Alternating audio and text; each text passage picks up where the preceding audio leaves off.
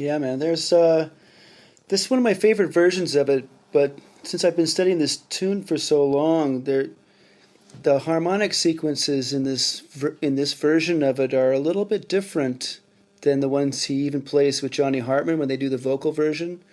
And the one that he does late in life is, of course, harmonically altered because of the nature of 65, 66 Coltrane.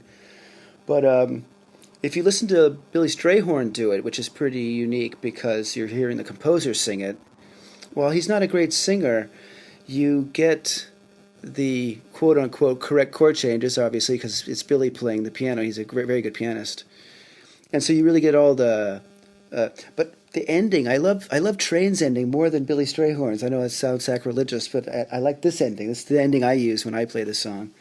And also the lyrics, the when Billy Strayhorn sings it, you get all the double entendres. The lyrics are full of them.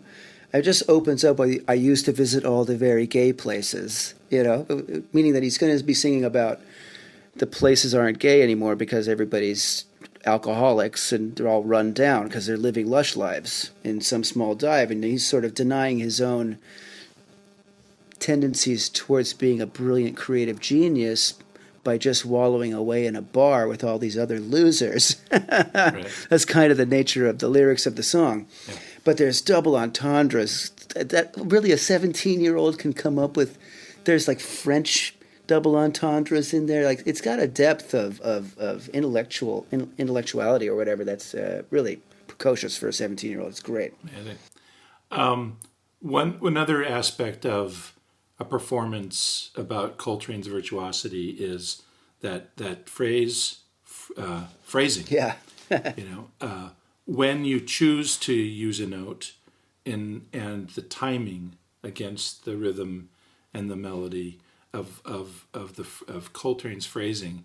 His phrasing is so phenomenal you don't notice it. It just flows and everything feels like where it should be. But when you listen, Miles is like that too, right? yeah, and then when you listen to it, and you hear the way he's doing that so deftly, his phrasing is always just. It seems logical. It seems natural. It flows from idea to idea, so you never feel something's a little off kilter or strange. It's just Yeah, I mean, transcribing all of it. Transcribing some of the faster stuff can actually be easier because I slow it down and I loop 4 beats or 2 beats. I loop it and I slow it down. So the fast stuff just goes da da da da. It's easy. This, on the other hand, you have to spend a lot of time finessing the rhythm, right. because the rhythm's elastic. And what Train's really good at is what you're talking about right there, which is he pushes and pulls on it a little bit. It's not speeding up or slowing down or rushing or dragging. It's meant to have a slightly elastic quality to it so it doesn't sound square. Right.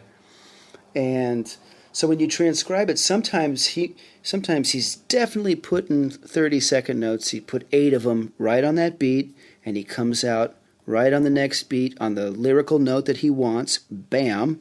But then other times he changes between triplets and 16th notes and adding little notes to everything, so it has this nice rubbery kind of lyrical, wistful feeling to it. That's all being done on purpose. I mean, it's intuitive and natural and not overly intellectualized, but it's that's where the art form, that's where the virtuosity is happening right there, for sure. Yeah, and then like when you sustain that note and then before going into a next phrase or whatever, it's that, okay, here's the bar.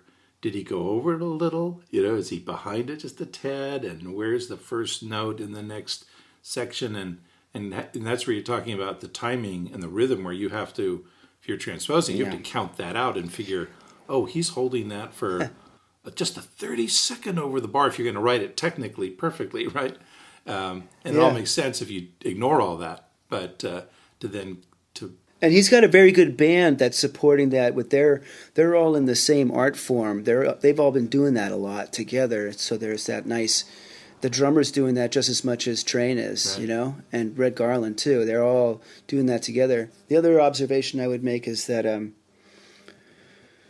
before Bird and before Train, and Miles too, the way you would sing this ballad would be a little more, I don't know if the right word is, I don't know, more vibrato, more tremolo, more operatic. So you, like a tenor player would go, ooh, ah, there would be vibrato on it. Right. There's none here. Yeah. Yeah. Right. You know? And it's, that vibrato is kind of mimicking the singing of the time. And yeah. Yeah, but it's like the notes hang there. That's kind of a junky thing too, like where you put the note right in the palm of your hand and you put it in front of the audience. You say, "Isn't that note beautiful? That note's just gorgeous. It doesn't need any affectation or delivery. You're just delivering it nice and clean. It's real. Ain't that beautiful?" It just sits right there, right on the end of your fork, Right. Right.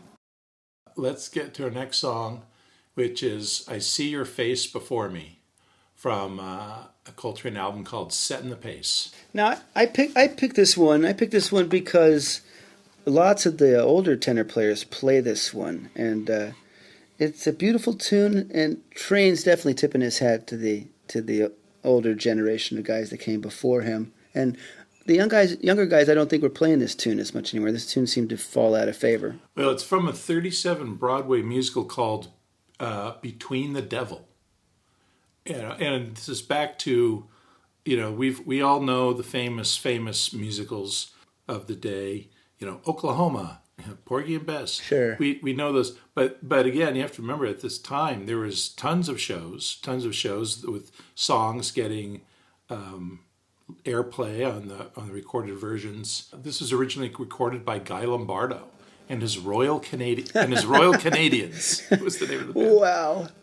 Train's going to come up with a hip jazz classic to some Guy Lombardo shit. Oh, my God. And Johnny Hartman's recording from 1980 was featured on the soundtrack of Bridges of Madison County. Wow. A Clint Eastwood movie. And Clint Eastwood, of course, is famous for his love of jazz music. Even if he's not always down, doesn't always seem down with black people since he's such a Trump asshole. Well, we won't talk about his horrendously bad movie Bird for now. Oh, terrible! But we'll get into that at some other point. But Eastwood's done a lot to promote jazz over the years, and would always make sure to feature some of these classic recordings on his soundtracks of his movies and things.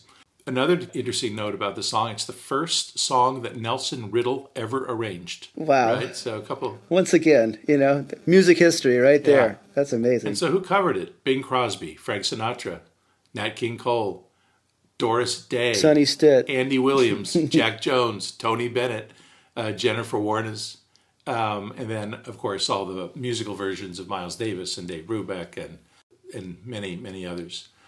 So it's a song with a lot of great history from a little musical called "Between the Devil," which I'd never heard of before. Was that where the famous song came from, "Between the Devil and the Deep Blue Sea"? Good question. Because that's a 30s tune that the older guys used to play. Yeah. Well, maybe someone out there listening can tell us who knows more about the old 1930s musicals than we do. But but let's listen. There's people who are very into that, yes. Oh, yeah. They specialize in that. Oh, yeah. So let's listen to "I See Your Face Before Me" from the Coltrane album, "Setting the Pace."